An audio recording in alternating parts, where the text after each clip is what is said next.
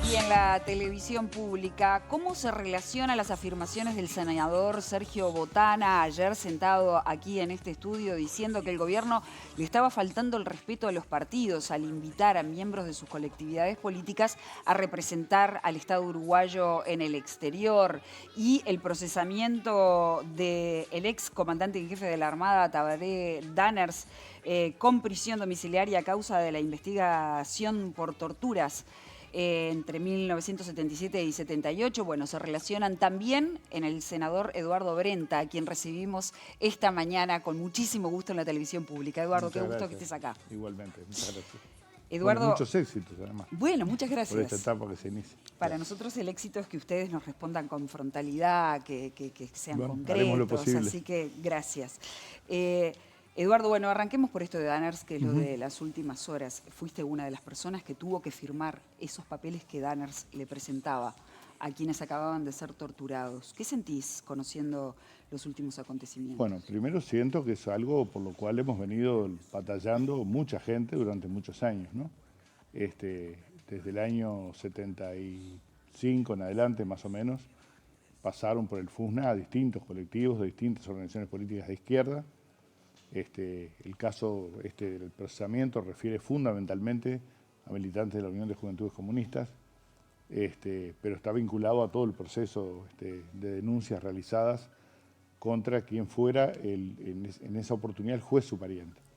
En realidad el proceso estaba bajo la órbita de la justicia militar. Obviamente las personas que eran detenidas eran obviamente sometidas a torturas y demás, y a determinada altura de ese proceso de tortura, violación de los derechos humanos, la persona firmaba una suerte de acta que era, en ese momento se comparecía frente al que era el juez sumariante de la causa, que era en ese momento, creo que teniente Dan, el cual por lo general venía ya con una declaración escrita en la cual podía haber alguna afirmación que se hubiera hecho en la tortura, obviamente, y otras que simplemente se incorporaban, y bueno, y si uno firmaba... A los efectos de configurar un relato, obviamente. Claro, ¿no? el relato era para que luego la justicia militar actuara sobre la base de esa declaración. Claro. Si en realidad no se aceptaba esa declaración, se volvía a la fase 1, digamos, que era la fase de la tortura, ¿no?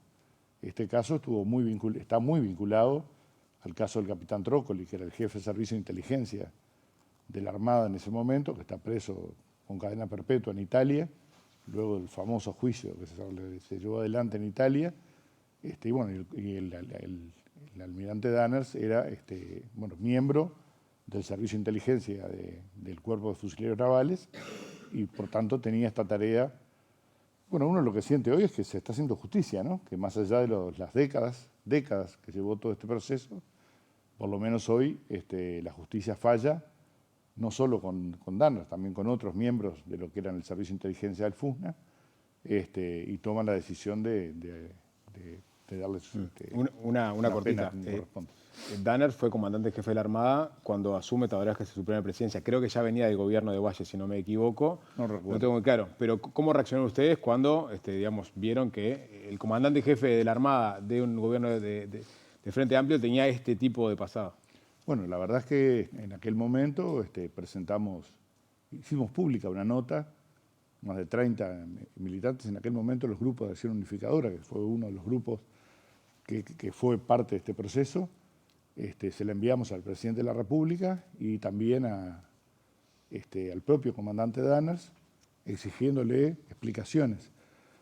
Porque hay otra parte de esta historia, y es que por lo menos en nuestra causa hay más de casi 30 uruguayos desaparecidos en Buenos Aires en acciones conjuntas entre el FUSNA o la inteligencia, los servicios de inteligencia uruguayos y los servicios de inteligencia argentinos. Entonces, yo mencionaba ayer que es una buena oportunidad que tiene el ex comandante Danners de dar la información respecto al destino de estos uruguayos, de los cuales algunos, nos consta, estuvieron en Uruguay, porque en algunos interrogatorios durante el proceso se tomó conocimiento de actas de ciudadanos uruguayos interrogados en el FUSNA que luego desaparecieron en Buenos Aires. Si vamos ya a los temas de actualidad, se cumplen el fin de semana los primeros 100 días del gobierno y las primeras lecturas, no solo por parte de la oposición, también cuando se hace un análisis político, ¿no? Lo primero que sale es no arrancó, el gobierno no arrancó, viene lento. ¿Coincidís con que de repente no avanza al ritmo esperado?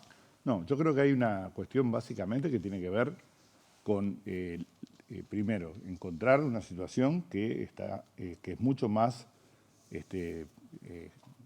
perjudicial, digamos, para lo que era nuestra propuesta programática, que la que de alguna manera preveíamos, ¿no? Ayer el ministro de Economía entregó la rendición de cuentas y hace un balance de la situación fiscal, que es claramente mucho más grave que la que se esperaba, digamos, la que fue anunciada al fin del gobierno anterior. Hay una serie de elementos, ¿no? Lo que ustedes conocen: deuda del Ferrocarril Central, deudas de ACE, incremento, pasaje de tributos de las empresas del Estado que se anticipan a los efectos de bajar el déficit fiscal del cierre del año anterior, una cifra del entorno de 970 millones de dólares que el ministro de Economía ya había anunciado que estaban además del déficit previsto, por lo cual yo no tuve mucha oportunidad de mirar todavía la rendición de cuentas en detalle, pero estamos previendo un déficit fiscal del 4% para este año, producto de la postergación de pagos de muchas de las inversiones realizadas, sobre todo en el 2024, que generan un escenario complejo. Bueno, frente a este escenario complejo, está claro que los compromisos de campaña se van a mantener, pero está claro también que uno tiene que rediseñar, por lo menos, el avance de esas políticas. De cualquier forma, me parece que hay muchas acciones que se han llevado adelante que no tienen que ver con recursos económicos, que no han sido quizá suficientemente difundidas por parte del propio gobierno, ¿no? O sea, decís que es un problema de comunicación. Yo digo que hay de todo, ¿no? Hay elementos que tienen que ver con esto que mencionaba, con aspectos económicos, y creo que también hay un tema de hacer público situaciones como las medidas, yo por lo menos conozco, porque me toca presidir esa comisión, que ha venido llevando adelante el Ministerio del Interior, ¿no? Con un efecto que uno comienza a notar, sucedió en la campaña departamental, que al recorrer el país uno va visualizando que la gente le dice, ¿no? Claramente que hay una mejora en lo que tiene que ver con la presencia policial en la calle, mayor patrullaje, mejores medidas desde el punto de vista de la represión de aquellos grupos vinculados sobre todo al narcotráfico, inversión en tecnología que se va a comenzar a realizar en la brevedad, o sea, múltiples acciones que de repente no tienen impacto público, o el impacto público que podían tener otro tipo de anuncios. ¿Cómo no pueden tener? Porque el tema de seguridad, por ejemplo, es de los temas que más preocupa a la población, siempre sale primero. Entonces, ¿cómo puede ser que se estén haciendo cosas que no se están diciendo, o que la gente no las esté percibiendo de una manera tangible, que después se pueda hacer la lectura? Bueno, sí, en estos 100 días ya estamos viendo cambios sustanciales. Bueno, a mí, primero, me parece que la gente está percibiendo ese cambio, porque es lo que te comentaba, ¿no? Lo que uno le van comentando a medida que va recorriendo el país, lo que va recogiendo de la gente, ¿no? No necesariamente de los militantes del Frente Amplio, digo, de los ciudadanos, que normalmente uno intercambia en distintos lugares. Me parece que eso sí se está viendo. Y respecto a la importancia de la política de seguridad, precisamente a lo largo de esta campaña yo he visto algo que es una opinión totalmente personal, que tiene que ver con el hecho de que cuando uno traspasa las fronteras del área metropolitana, o sea, va más allá de Montevideo, Canelones, la zona de San José, etcétera, en general, si cruza el Río Negro, mucho más todavía, los temas de seguridad en entrevistas de este tipo no aparecen nunca. Lo que aparecen son los temas de empleo, ¿no? Hay un serio problema de empleo en el norte del país. Esto lo he conversado con gente de diversos partidos. Hay departamentos donde los niveles de desempleo están en el 16%. El caso más claro es el departamento de Río Negro, donde tenemos la tasa de desempleo más alta del país, pero tenemos situaciones de desempleo muy graves en Rivera, en Artigas, bueno, también en el este, ¿no? Al sur del Río Negro, pero en el este. O sea, quiero decir que si bien el tema de la seguridad fue un tema central de la campaña electoral, uno visualiza que en realidad el debate estuvo muy centrado en los temas vinculados al área metropolitana y su entorno, y que hoy los niveles de preocupación ya no están ni siquiera, me estoy refiriendo al salario. Sí, al empleo. Pero Brenta, tanto en seguridad como en empleo, me está describiendo sensaciones térmicas, ¿no? De alguna forma.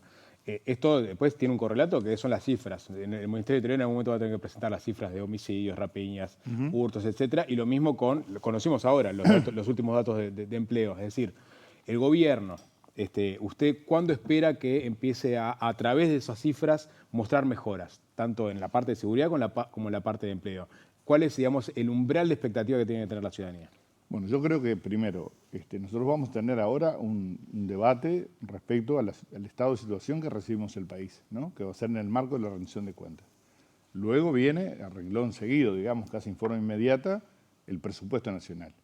Yo creo que en el presupuesto nacional se van a ver claramente las prioridades del gobierno, las anunciadas en aquel momento en Colonia por el presidente Orsi, y que ahora vamos a ver expresadas en recursos concretos asignados a temas tales como la pobreza infantil, por ejemplo, que claramente va a ser una prioridad de este gobierno. Quizá, ayer lo decía el ministro, quizá haya un enlentecimiento en la aplicación de algunas medidas, por lo que decíamos antes, pero no quiere decir esto que no haya avances importantes y de hecho han habido refuerzos importantes en lo que tiene que ver, por ejemplo, con las personas en situación de calle, que ha hecho que el MIDES hoy haya ampliado lo que es la cantidad de cupos, etcétera, haya ampliado las duplas que están trabajando en calle tratando de que la gente no permanezca, ha promovido que los ciudadanos hagan conocer, no quiero usar la palabra denuncia porque no es una denuncia, no hagan conocer la situación de gente que está en situación de calle, se está trabajando en fortalecer esos equipos desde el punto de vista técnico, ¿para qué? Porque ustedes saben bien que no es solo ir a buscar a la persona, sino que en muchos casos la tarea es convencer a la persona. Perdón, por el preguntaba sobre empleo y seguridad, por eso. ¿Cuándo cree que vamos a tener, digamos, mejores guarismos que la población los pueda ver? Vamos a ir viendo en materia de seguridad claramente un proceso de mejora en el tiempo, digamos, en el correr de este año vamos a comenzar a ver mejoras importantes en esa materia. Creo que en los temas de empleo hay un desafío más significativo, más fuerte. Ustedes recordarán que prácticamente todos los periodos anteriores, incluido el de la calle Pou, hubo inversiones muy grandes, ¿no? Tuvimos Bosnia entre Valle y Tabaré Vázquez, tuvimos Monte del Plata en el periodo de Mujica, tuvimos UPM2 en el periodo Vázquez, la calle Pou. Bueno, hoy no hay inversiones de ese tipo planteadas a corto plazo. O sea, que sean un elemento fuertemente dinamizador del empleo a corto plazo. Pero sí hay una captación de inversiones importantes. Y yo creo que una de las cosas que también hemos visto en estos días, que es el lanzamiento de Uruguay Innova, ¿no? Que es de alguna manera la generación de un sistema que tenga que ver con la generación de conocimiento, ¿no? La coordinación de todos los organismos que trabajan en I+D, ¿no? En investigación y desarrollo. Bueno, me parece que ese va a ser un elemento que cualitativamente también va a mostrar, ¿no? Posibilidades de captación de inversiones. Luego tenemos un escenario internacional también que ha variado, ¿no? Esto no pretende ser una excusa, ¿no? Porque situaciones ha habido siempre, también tuvimos pandemia y otros elementos, ¿no? Pero hay un escenario complejo que yo creo que se va a estabilizar en algún momento, que genera incertidumbre, pero me parece que todas estas mejoras van a comenzar a verse, sobre todo en algunas cosas que a veces son escasamente valoradas, que hay una fuerte impronta de trabajo interinstitucional, transversal en el gobierno. Porque uno diría que ninguna de estas políticas es responsabilidad de nadie en particular, ¿no? Las políticas de empleo, por ejemplo, que el Ministerio de Trabajo puede fomentar a través del INEFOP y otros organismos, y ya hay anuncios en ese sentido, tareas en conjunto. Bueno, esas políticas, si no tienen un correlato de promoción de las inversiones y erradicación de las mismas, yo diría, con prioridad en el interior del país, bueno, efectivamente, si en esa tarea no es transversal, difícilmente hay buenos resultados. Todas las políticas sociales tienen que tener también transversalidad a los efectos de lograr resultados, cosa que no sucedió en el gobierno anterior por el propio modelo, ¿no? De coalición que tuvimos, de coalición republicana que tuvimos efectivamente durante los últimos Eduardo, años. se vienen los consejos de salarios. Yo me pregunto, ¿cómo hace un gobierno de izquierda, un poder ejecutivo de izquierda, para poder manejar las tensiones existentes entre la exigencia que tiene el movimiento de trabajadores con la expectativa que le abrió un gobierno de izquierda por cuestiones claramente ideológicas y lo que se pueda llegar a dar. Es decir, los trabajadores ahora, por ejemplo, en el caso de COFE, se están presentando frente a la OIT.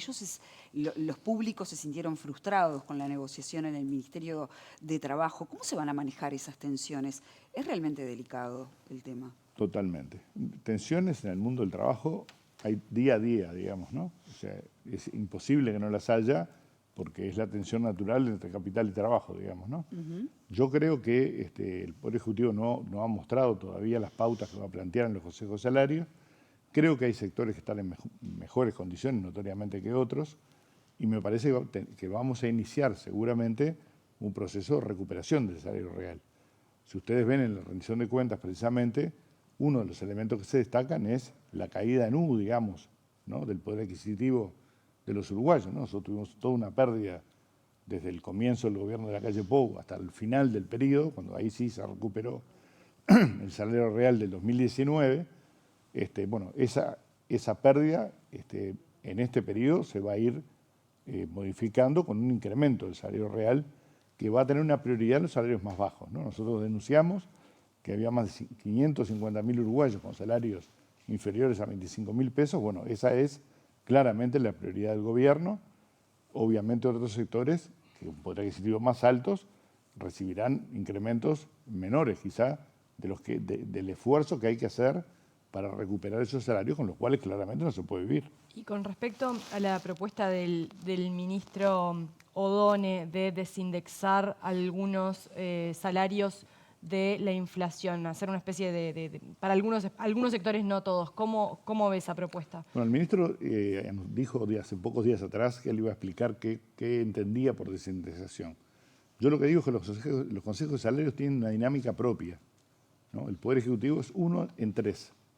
Y es bastante frecuente que los dos, o sea, trabajadores y empresarios, avancen muchas veces, inclusive más allá de lo que el Poder Ejecutivo propone como criterios generales. El Poder Ejecutivo tiene que arbitrar, entre comillas, esas cuestiones, pero los trabajadores saben que hay un límite, que es la pérdida de la fuente de trabajo, cuando se plantean incrementos salariales por encima. Entonces, yo no tengo mucha preocupación sobre este tema de indexar o no indexar, porque creo que en la negociación colectiva lo que se da es que va a terminar decantando. Que va a terminar decantando en acuerdos tripartitos seguramente, donde ambas partes reconozcan las posibilidades de esta primera ronda de este gobierno, de hasta dónde se puede ir para que el incremento salarial no afecte el empleo. Ahora, desde tu experiencia, ¿crees que es una buena, podría ser un camino este?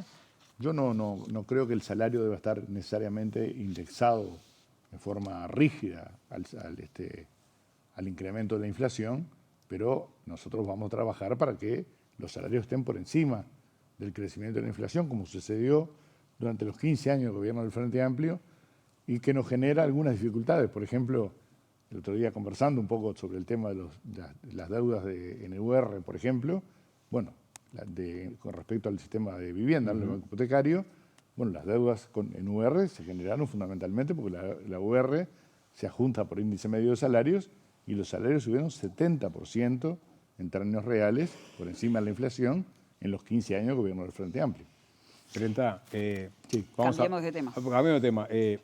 Vamos a tener ahora a Andrés Ojeda, el secretario general del Partido Colorado, y quería preguntarle sobre la decisión de este gobierno de designar a Carolina H. como embajadora en Portugal.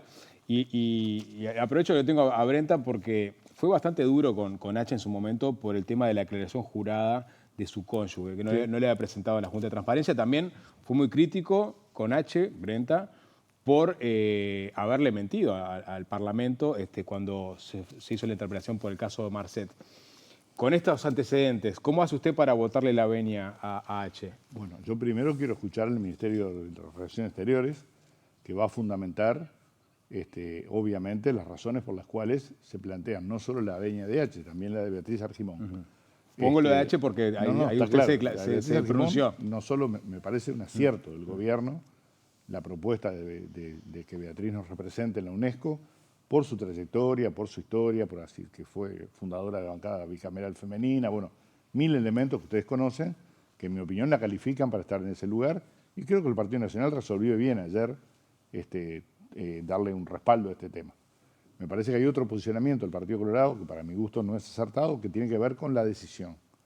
¿No? Aquí no se le ofrece a un partido, se le ofrece a una persona, ¿no? Y hay mil ejemplos, algunos hay en la prensa de hoy, respecto a cargos que se ofrecieron en el gobierno anterior, por ejemplo en el caso del director de la OPP, a Isaac Calfi, al cual se le ofreció a él el cargo y no al Partido Pero está Colorado. bien, Eduardo, perdón que te interrumpa, pero está bien presentar que una persona que miente al legislativo de frente, además, hasta en el mismo lugar físico, más allá de que después haya pedido disculpas, se arrepintió e hizo todo un proceso, represente al Estado uruguayo en el exterior. Bueno, ese es el elemento que yo quisiera ¿Cómo se puede escuchar. explicar? No quiero adelantar opinión sobre ese tema, quiero escuchar los elementos porque también, si bien es cierto de este hecho, yo lo viví directamente, también es cierto que es la denunciante de todo este proceso, ¿no? Claro. De todo el proceso que terminó en el otorgamiento en forma, en mi caso, en mi opinión por lo menos, inapropiada del pasaporte a Marcet. O sea, todavía no tiene definido el voto de la Veña. No, creo que la bancada va a escuchar, toda la bancada me parece que va a escuchar respecto a esto. Sí creo, como criterio general, sacando el caso particular, que la política exterior, si es una política de Estado, tiene que incluir, como en su momento se le ofreció a la Cancillería a Enrique Iglesias, por ejemplo. Me parece que son políticas adecuadas en lo que tiene que ver con el compromiso de actores políticos de diverso orden en una política que ha sido una política de Estado para Uruguay. Eduardo, has tirado muchísimos temas de los cuales vamos a invitarte a hablar en específico muchas veces. Así que gracias por ahora por haber venido. Pero en